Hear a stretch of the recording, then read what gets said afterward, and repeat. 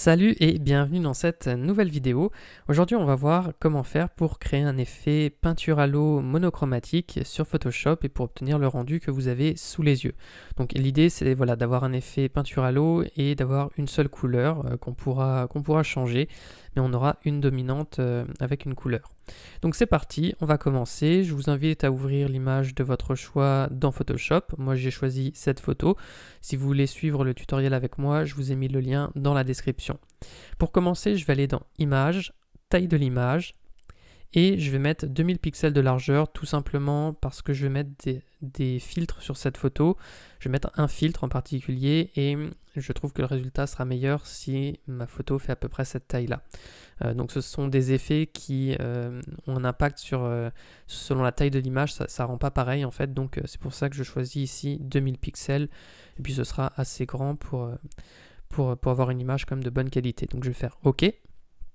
Ensuite, je vais cliquer ici sur le petit cadenas pour déverrouiller mon calque, et je vais maintenir les touches Commande, Shift et U pour désaturer mon image. Donc Commande, Shift et U sur Mac, et sur PC ce sera CTRL, Shift et U, ou sinon vous allez dans Images, Réglages et vous choisissez Désaturation. Ensuite on va aller dans Filtre, je vais choisir Galerie de filtres, et ici je vais aller dans Artistique, je vais prendre Aquarelle, et donc là on pourra modifier certains détails. Donc l'ombre, si je la modifie on voit ce que ça donne, je vais laisser 0. Texture ici, je vais mettre à 1. Donc vous pourrez varier ces paramètres selon votre image. Moi ici on voit ce que ça me donne. Ici si je mets pas assez de détails, c'est pas terrible. Donc voilà, je vais mettre le détail à 13 admettons, et je vais faire OK. Donc là je me retrouve avec ce type de rendu. Ensuite je vais incruster une image, donc la texture, une texture d'aquarelle. Donc je la fais glisser dans mon document. Je vous ai mis le lien dans la description pour télécharger cette texture. Et je vais tirer en maintenant la touche Alt enfoncé. Si vous êtes sur une ancienne version de Photoshop, maintenez Shift enfoncé aussi pour éviter de déformer votre texture. Encore que c'est pas grave si vous la déformez comme ceci. Vous voyez, c'est juste une texture. Donc voilà, on s'arrange pour l'agrandir et faire en sorte de la placer comme ceci. Donc j'appuie sur Entrée et je vais changer ici son mode en superposition. Et là ça me donne quelque chose comme ça. Donc là l'effet commence à apparaître, mais c'est pas forcément encore ce qu'on veut. Donc je vais aller dans le panneau Réglages ici. Si vous l'avez pas, vous allez dans Fenêtre et vous cliquez sur Réglages ici pour le faire apparaître. Et je vais choisir Teint de saturation.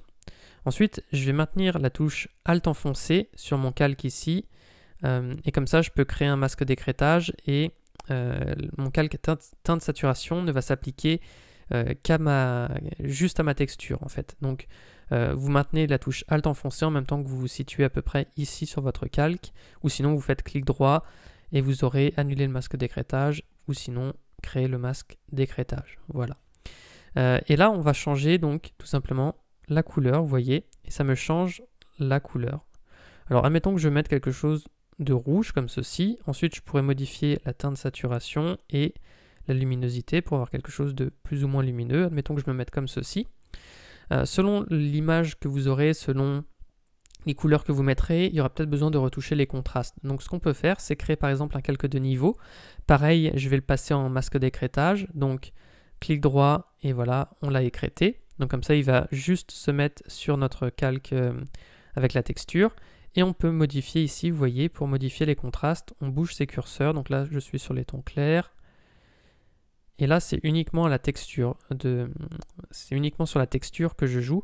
Et on pourrait également jouer sur notre photo. Donc là, je peux créer par exemple un autre calque de niveau que je place entre ma texture et entre ma photo. Comme ça, il ne jouera que sur la photo. Et pareil, on peut le modifier un petit peu. Donc selon l'image que vous aurez, vous voyez là, je récupère plus ou moins de détails. Donc ça peut vous permettre de jouer pour obtenir vraiment le rendu que vous recherchez. Bon là, je modifie pas grand chose parce que c'est bien, mais vous comprenez un petit peu l'idée. Je vais me remettre au-dessus. Et maintenant, ce que je vais faire, c'est que je vais faire Commande, Shift, Alt et E. Alors, Commande, alors je le redis dans l'ordre.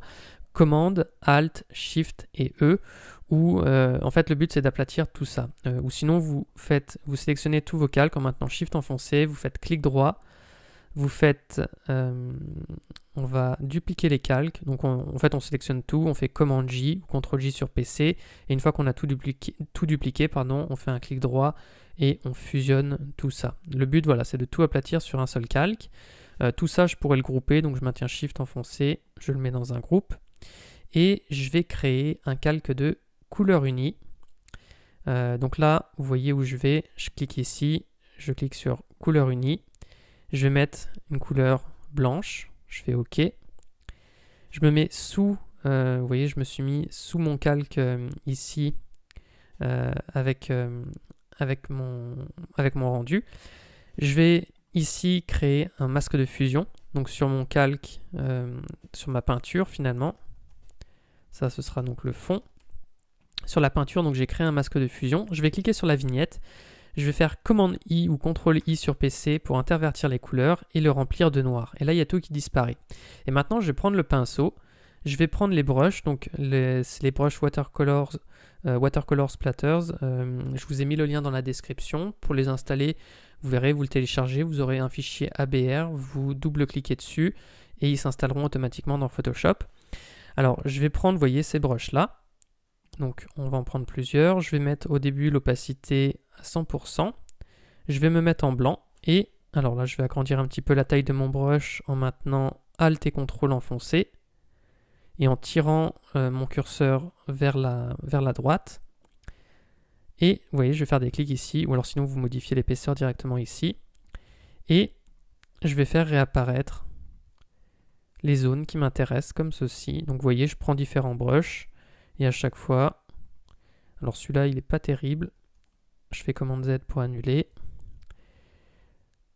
Voilà.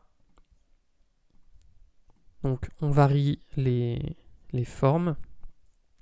Et ensuite, une fois que le visage est à peu près apparu, je vais modifier l'opacité ici. Je vais mettre plutôt aux alentours de 60%. Et comme ça, quand je vais cliquer, maintenant, vous voyez, ça ne va pas me mettre une opacité pleine. Et comme ça, les formes vont un peu se superposer parfois. Et ça donne un effet plutôt sympa pour créer un effet peinture à l'eau. Voilà, donc j'en prends plein. Je fais ça très rapidement pour la fin. Vous pourrez après peaufiner pour mettre vraiment les formes telles que vous les souhaitez. Mais vous avez compris l'idée. Et ensuite, on pourrait encore baisser l'opacité, mettre ne serait-ce que 30% et quelques. Comme ça, sur les bords, on aura quelque chose de... En fait, le but, c'est d'avoir quelque chose de plus foncé au centre et que les couleurs s'estompent au fur et à mesure sur l'extérieur. Et voilà. Et donc, vous pourrez continuer et vous aurez votre effet de peinture à l'eau monochromatique. Donc voilà, et ben, j'espère que ce tutoriel vous aura plu. Si c'est le cas, je vous invite à mettre un like et à vous abonner à la chaîne. Et j'en profite aussi pour vous dire que j'ai créé une formation de 3 heures pour vous aider à progresser sur Photoshop, pour vous aider à débuter. Donc on voit vraiment toutes les bases depuis le début. Donc si ça vous intéresse, vous avez juste à cliquer sur le lien qui est dans la description pour rejoindre la formation offerte. Sur ce, eh ben moi je vous dis à bientôt pour de prochaines vidéos. Salut!